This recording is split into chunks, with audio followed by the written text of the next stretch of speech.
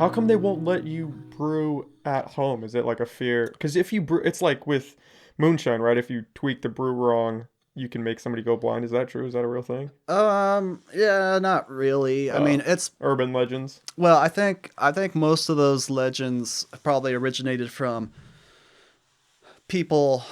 I mean, yeah, probably people selling alcohol illegally, but just going to the hardware store and Oh, and buying, mixing it with all sorts yeah, of and buying crap. and buying like alcohol from the hardware store and putting it in your, and usually the alcohol at the hardware store, is either denatured is ethanol, the kind of alcohol you would drink, but they add stuff to it that makes it poisonous, or methanol, which is another it's called wood alcohol, which is you know people they could get mistaken. They accidentally get the methanol, and so I suspect that historically, if anyone was going blind, it was probably because people were just buying stuff from the hardware store and making whatever concoction that they were trying to sell as Yeah, mad you chemist know over in their but house. theoretically, there is, so methanol, that's that this different type of alcohol, is what could make you blind.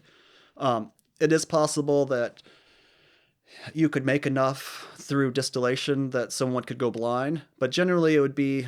And so when you're distilling products, you're um, you kind of capture. So there's like three parts of the distillation process. There's the heads.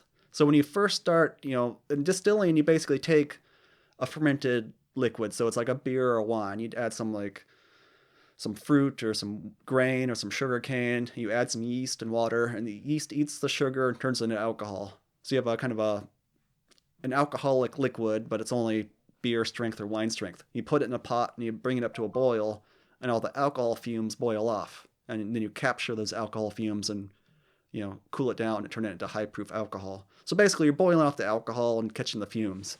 And so at the beginning of the distillation, a lot of the impurities come out. A lot of paint thinner type compounds and methanol. Um, and you collect that, and it's sort of real small. We collect it at our distillery. We're making hundreds of gallons, and we just get a couple canning jars worth of like the heads, like those impurities that we capture them and then discard them. And then you have the bulkier distillation is what's called the hearts. That's a good part that you want to keep. And then the tail end, you get some bittery, kind of funky, oily compounds called the tails, and you usually collect those and treat those separately, and those don't go into the finished product. But those heads that you collect, like like for us, we might be making a few hundred gallons.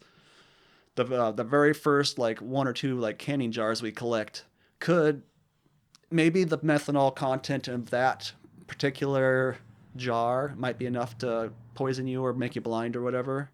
Um, so it could be possible someone was making those heads and tails cuts, and they had a separate heads jar, um, that they gave away, or someone drank it Mixed by it up with accident, something else. and they were drinking that concentrated impurities jar. So that it could be that. But generally speaking, if someone's just distilling a whole bunch and it was all in one big batch, that I don't think the concentration would be enough to make them blind. Okay. Um, but of course, not that I would want to condone anyone to Yeah, make it at home don't and recommend trying it. trust that they're not going to go blind themselves. But But why? So is it a safety thing? That's why they don't well, want you doing it at home? I actually don't know why. I mean, it is flammable, so it is more dangerous than brewing beer, because you need heat to bring your pot to a boil. A lot of times, people might want to use a gas flame, Mm-hmm. or even an electric burner is still usually hot enough to catch something on fire. So you have a heat source on one end, and then you have a high flammable thing coming out on the other end. And they don't necessarily go together. If that stream crosses, the flame on the high proof liquid. Blowing up your house. But I don't. But there are all kinds of things that are really dangerous you can do. Oh yeah. So I don't. I've never really heard or believed that it was ever because everything was dangerous. I think it's almost just more tradition. Mm. Um, just going back to Prohibition era or even before, distilled spirits kind of had the reputation of being a hard alcohol, like a more evil alcohol, that was more damaging, to you or to society, or I don't know. It's actually, I mean, it's taxed that way too. It's taxed, you could have a glass of wine or a beer or a cocktail with all they have the exact same amount of alcohol in them. But the cocktail, the distilled spirit's going to be much higher, taxes.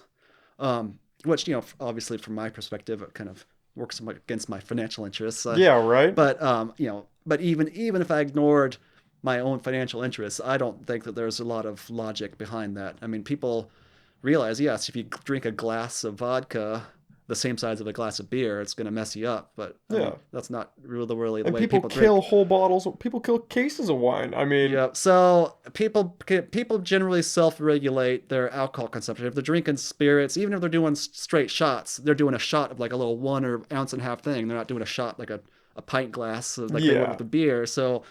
Um, so the logic, in my opinion, doesn't really make that much sense. It's just more of a traditional thing, or kind of the perception. Oh, this is a hard alcohol. It's more dangerous. It's more bad. It's worse for you. It's whatever, and so that has just kind of continued to play into the fact that it's illegal to make at home, and that it's taxed at a much higher rate than beer and wine, and and also just you could get it at fewer places. You can get beer and wine at pretty Any much all, grocery store. anywhere, pretty Yeah. much. But you can only get hard alcohol at some places with special licenses.